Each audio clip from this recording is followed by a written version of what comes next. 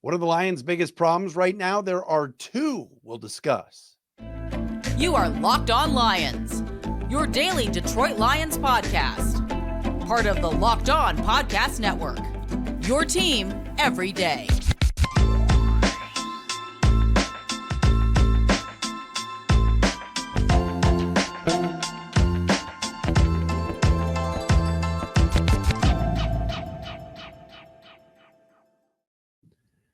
Here we go, everybody. Matt Derry back with you on a Monday night late edition of Locked On Lions right here on the Locked On Podcast Network, a Monday, November 28th and a Tuesday, November 29th.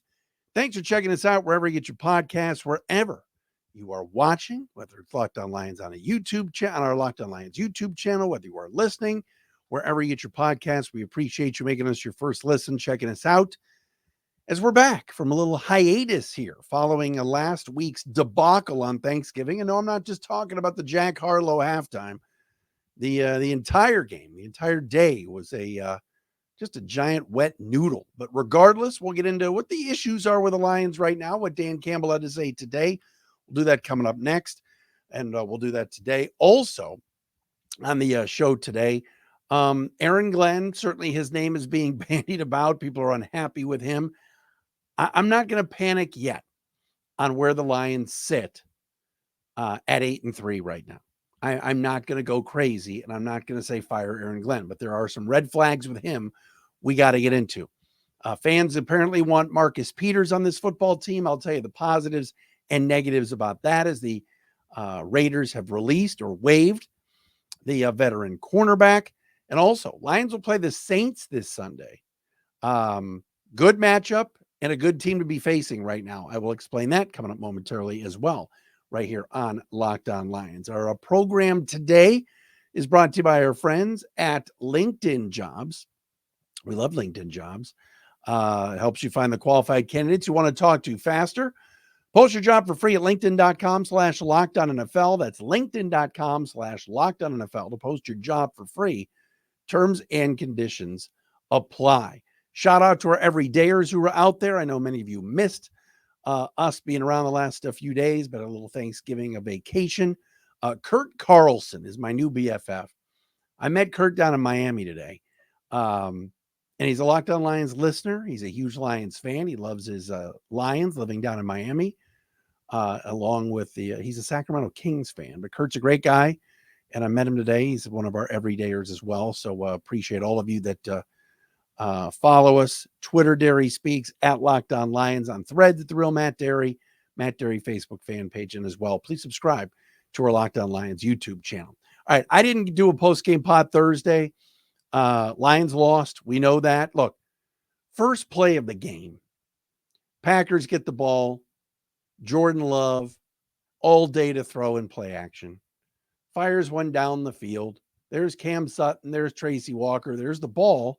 And there's Christian Watson, and he goes up and gets it. You just had a feeling watching the first play of the game that this was going to be a long day for the defense. And it was. Jordan Love carved them up. And sitting here following a loss on Thanksgiving that none of us expected, right? And now you get to reflect on it the next few days and everything else. First of all, the Lions are fine. They're in good shape, right? They lost a game that none of us expected them to. But you know what? They were on thin ice for a few weeks. All right. They were treading water for a little bit and kind of swimming with the sharks a bit. Right. Got in some trouble against the Chargers, escaped. Got in some trouble against the Bears, escaped. If Jalen Johnson catches that interception, the Lions lose 2 weeks ago. So this Sunday, Packers playing better football. Lions a little bit overconfident. Thanksgiving will show up. And they lost again. They've lost, 7 straight now on Thanksgiving. And Jordan Love picked them apart. And 2 weeks ago, Justin Fields, who tonight couldn't get in the end zone for the Bears. Touchdown Bears. They won 12-10, but he couldn't get them in the end zone, kept fumbling and throwing it to the other team. All right. Weeks before that, Justin Herbert. We're starting to see a pattern here that needs to be cleaned up. But again, in this division where Minnesota is god-awful, the Bears, god-awful, the Packers are improved, but not as good as the Lions. Detroit is still in good shape. But two things stood out to me from watching Thursday and rewatching again. that are issues with this team. And let's start on offense first. Everybody just say, "Oh, Aaron Glenn, fire Aaron Glenn," whatever. Let's do the offense first. Turnovers are a problem. We're talking back-to-back games now where Jared Goff has turned the ball over 3 times. That can't happen. He's not playing well at the moment. All right. Offense doesn't seem to be clicking. Take Jonah Jackson off of that offensive line, which the Lions have had to do on and off now for weeks. He's a really good left guard, and there's a major drop-off when you're putting somebody else in that spot, whether it's Sorsdal or Owoshika or any of these people. Without Jonah Jackson, Jared Goff is being harassed. He's fumbling. He's throwing interceptions, and it's not working. It's not. When your quarterback throws interceptions, you lose. When he fumbles the football, you lose. Think about this for a second. In 2021, Dan Campbell's first season, and this is a little help from our crack research staff, the Lions were a -4 in turnover margin. Actually, not that bad for a team that went 3-13-1. Last year, the first 7 games of the year, the Lions were -5, and we know how bad they played. They got off to a 1-6 start. Their last 10 games, the Lions were a +12. So for the season, they ended up being a +7. That's why they nearly made the playoffs last year. This year, do you know what the Lions' turnover margin is? It's -5. So while Goff the last couple of weeks has not played well, offense hasn't been sharp, interceptions, fumbles, everything else, the Lions sit at a -5. What does that also mean? That also means the defense is not creating enough turnovers. There's just not enough playmakers on this defense. Who was brought in this year, this winter or last, whatever? Who was brought in last spring to help create more turnovers? 2 guys were brought in. Emmanuel Mosley and Chauncey Gardner-Johnson, or CD Deuce, whatever his name is now. Neither of them play. They're both out for the year. Well, Gardner-Johnson says he's coming back. Those guys were brought in to help create turnovers. Chauncey Gardner-Johnson led the NFC in interceptions last year. The Lions are -5 and 27th in the NFL in takeaways. 27th. There's 32 teams. They have 12 takeaways all year. Goff's handed half of that away in the last 2 weeks. There's not enough playmakers on this defense. And I'm sorry to say, while we can blame the defensive coordinator and the scheme and everything else, all right, that first play from scrimmage from the Packers last week or on Thursday showed a little bit of some warts. Tracy Walker's got to make that play. But see, Tracy Walker was a backup at the start of the year.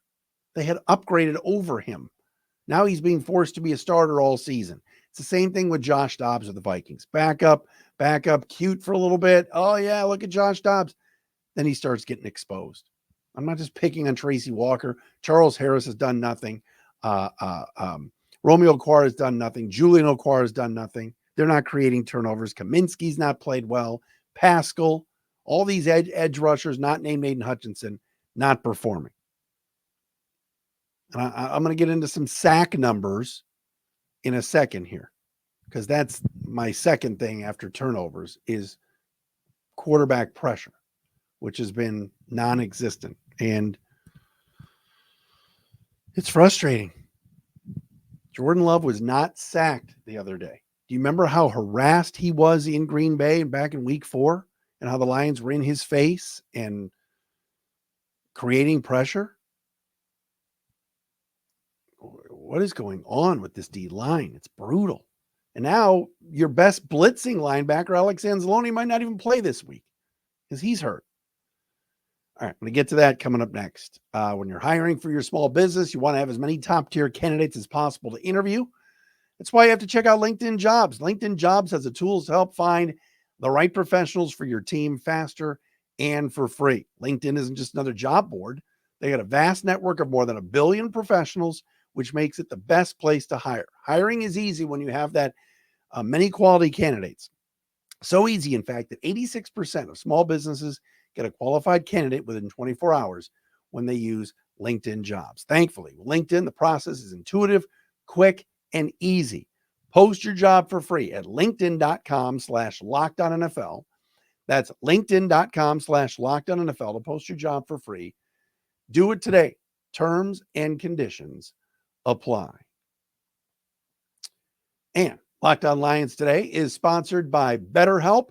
This time of year can be very, very tough. We have Thanksgiving, got Christmas, Hanukkah, everything coming up right now. A lot of family, a lot of opportunities to see people maybe you haven't seen, and you get a little anxiety. You get a little bit nervous, all right? It's natural to also feel some sadness or anxiety around the holidays, but adding something new and positive to your life can counteract some of those feelings. That's why therapy can be a bright spot amid all the stress and change, something to look forward to make you feel grounded and to give you the tools to manage everything going on. That's why you should try BetterHelp. If you've benefited from therapy like I have, love to hear your stories about it. Mine is simple. Just talking to somebody neutral, talking to somebody new, somebody fresh who can listen for 45 minutes really, really does help. If you're thinking about starting up therapy, BetterHelp, you got to try them. It's entirely online, designed to be convenient, flexible, and suited to your schedule. All you got to do is fill out a brief questionnaire to get matched with a licensed therapist and switch therapists anytime for no additional charge. Find your bright spot this season with BetterHelp. Visit betterhelp.com/lockedon today to get 10% off your first month. That's BetterHelp, HELP.com/lockedon. Hope everybody had a great holiday and Thanksgiving weekend. Hopefully the Lions can bounce back. They'll play the Saints coming up on Sunday, 1 o'clock down in New Orleans. Locked On Saints host and legend Ross Jackson is going to join us on Thursday. Saints are in big trouble. Big trouble. I'm going to explain that a little bit later on as well, because I think the Lions are catching the Saints at the right time. All right, I mentioned before, turnovers. Big problem as to why the Lions over the last 3 weeks have not been as crisp. Still 2-1 over these last three, but eking out wins over the Chargers, the Bears. It caught up to them on Thursday against the Packers in the 29-22 loss. Mentioned the giveaways and not taking it away enough. This sack issue is a problem. You've got to pressure the opposing team's quarterback. You've got to get in his face. The pressures, the win rates, the sacks, the hurries, all of those numbers have got to come up. All right. The sack numbers are the simple ones, and I can bring it up pretty easily. They didn't sack Jordan Love. Right. They didn't sack Justin Herbert a few weeks ago. The Lions currently, under future head coach, defensive coordinator Aaron Glenn, are 23rd in the league in sacks with 23.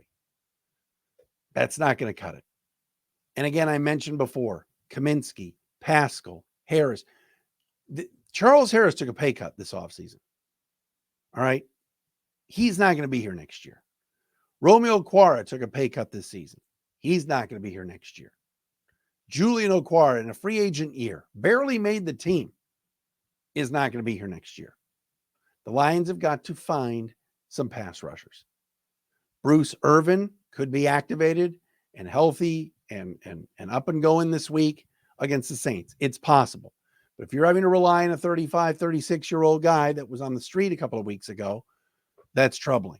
And again, I'll go back to Brad Holmes at the trade deadline. Brad Holmes has done a fantastic job as general manager. But when I'm watching Montez Sweat get sacks for the Bears, when I'm seeing other teams have other pickups that have come in and help, and I'm not saying that the Lions needed to, go get Jadeveon Clowney this offseason. I didn't want him in that locker room. But you know what I mean. There's just not enough off the edge right now that's getting it done. Even Aiden Hutchinson is struggling right now, not playing his best at all. But he seems to be the only guy getting close to the quarterback. Aleem McNeil has 5.5 sacks from the interior and lost a lot of weight this offseason to do just that. But the outside pressure from the guys you are paying to get to the quarterback, it's not working. And they've got to figure out a way to get better and quick. And I'm not saying Aaron Glenn needs to send the house on every play. Heck, he blitzed Kirby Joseph on that first play last week against the Packers. Kind of a delayed blitz. Didn't work. no sacks of a young quarterback making his first start at Ford Field, that's not going to get it done. They've got to win more up front. And they're not doing it right now. You know, that is a big problem. And again, it's leading to, like I said, 27th in takeaways. It's because you're not getting pressure on the quarterback. And this weekend, they're going to be playing Derek Carr. Derek Carr is a fumble machine. Derek Carr inside the red zone throws interceptions. How many Derek Carr, picked off in the end zone plays have we seen? Tons. Pick 6 this past weekend against the Falcons and the Saints loss. He's a guy you get in his face, he throws it to you. So, yes, Aaron Glenn's got to figure it out. He's in charge of the defense. I'm not firing him like some of you want. But his players have got to improve. Because there's no trading for anybody. I don't know who else you're going to get from off the street. You just signed Bruce Irvin a couple of weeks ago. I'd expect to see him. I mean, Julian Okwara has a great first preseason game. I know they need James Houston back. That's another name. That's a huge loss. Talked about Gardner Johnson being out. Talked about Mosley being out. I'm not making excuses. These are facts. They need James Houston. I mean, Broderick Martin, he doesn't play. And I know what you're going to say. I mean, Jalen Carter is a one-man wrecking crew in Philadelphia. One-man wrecking crew. Could you have had Jalen Carter at 12 and Jahmyr Gibbs at 18? Imagine Jordan Davis or Jalen Carter on the Lions helping that push up front. Whew. I know we could play that game all day. I'm just making a point that the D line as a whole has got to get home, get home, and create this pressure, because it's one of the big reasons why these opposing quarterbacks are all putting up big numbers. Justin Herbert lit the Lions up. Justin Fields had a passer rating over 100 last week. Jordan Love this week, same thing. 3 touchdowns, 220, 230 yards of passing, and no sacks. Got to get better. But again, you look at the division, you look at the schedule, all right? Next 2 weeks, the Lions are on the road, all right? Going on the road is never easy, but they're better than the Saints. They're favored to beat the Saints. They're playing the Bears in 2 weeks in Chicago. They played poorly against Chicago the last time and beat them. All right? The Bears are terrible. We all watched tonight. They're horrible. Then you come home for the Broncos, which is going to be a Saturday game. I don't know if it's the night game or not, but get ready, folks. They're going to move that to Saturday, the 16th at Ford Field. That's against Denver, and Denver's playing well. Dan Campbell against his mentor and all that, but that's still a winnable game too. Very winnable game. All right, coming up next, I want to talk about the Saints some more. And Lion fans are all over me about Marcus Peters, who's available. Should Brad Holmes pull the trigger on that? We'll discuss that coming up next. The easiest and most exciting way to play daily fantasy sports and make a lot of money, because it's just you against the numbers, is our friends at PrizePicks. Instead of battling thousands of other players, including pros and sharks, you pick more than or less than on 2 to 6 player stat projections and watch the winnings roll in. Even do it now with the NBA. You can pick combo projections across football and basketball from specials around the league. I don't even know what to say about our NBA team in town. Oh my God. Holy hell. This week on PrizePicks, select Christian McCaffrey, more or less than 75 yards. What about Patrick Mahomes? How about more than 2 touchdown passes? All of that can be done at prizepicks.com/LockedOnNFL. It's awesome. You got quick withdrawals, easy gameplay, and an enormous selection of players and stat types that make PrizePicks the #1 daily fantasy sports app. It's awesome. All right. Go to prizepicks.com/LockedOnNFL. Use the code LockedOnNFL for a first deposit match up to $100. PrizePicks, daily fantasy sports made easy.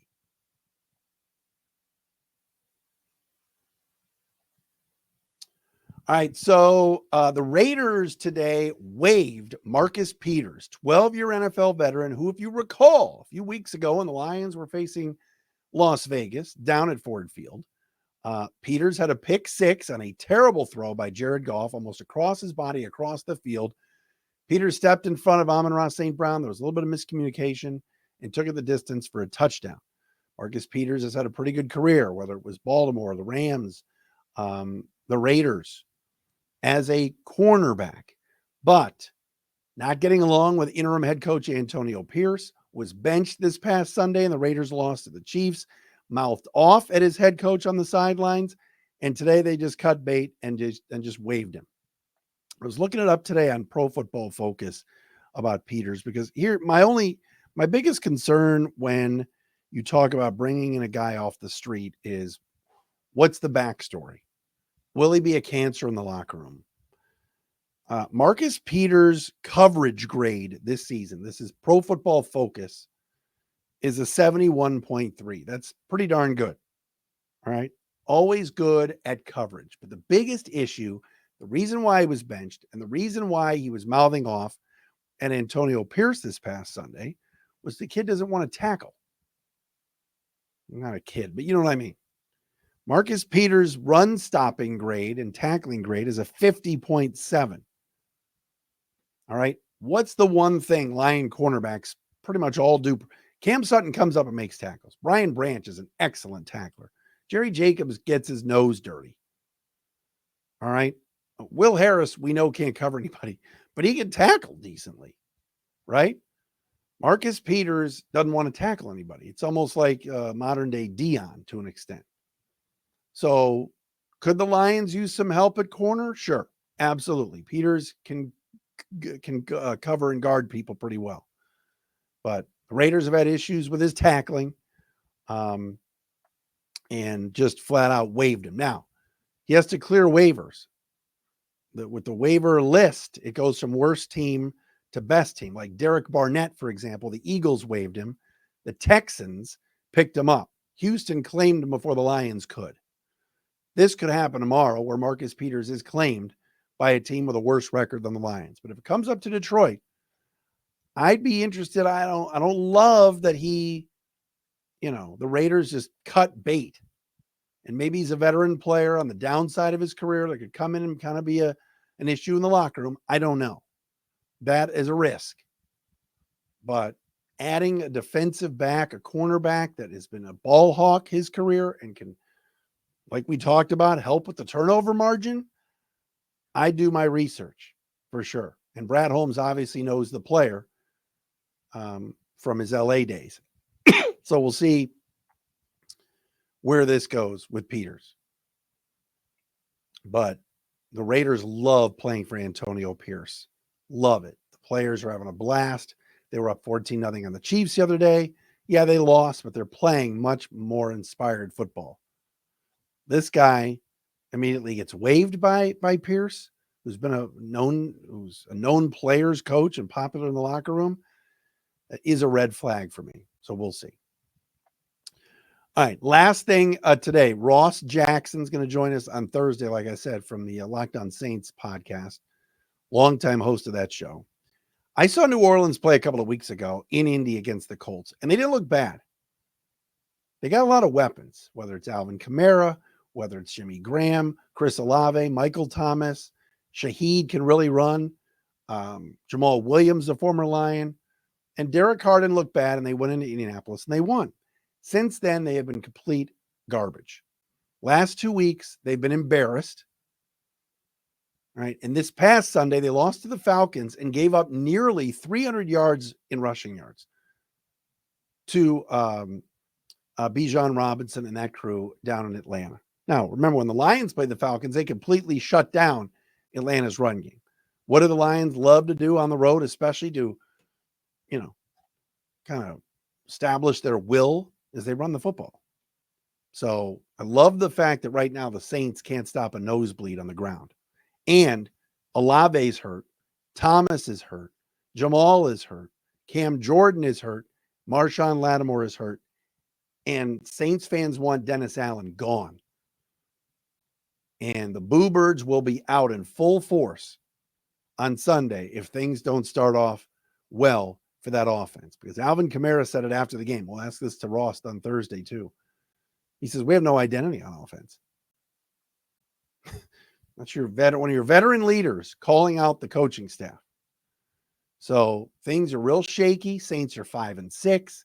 They're in a bad division. They were supposed to clean up the NFC South.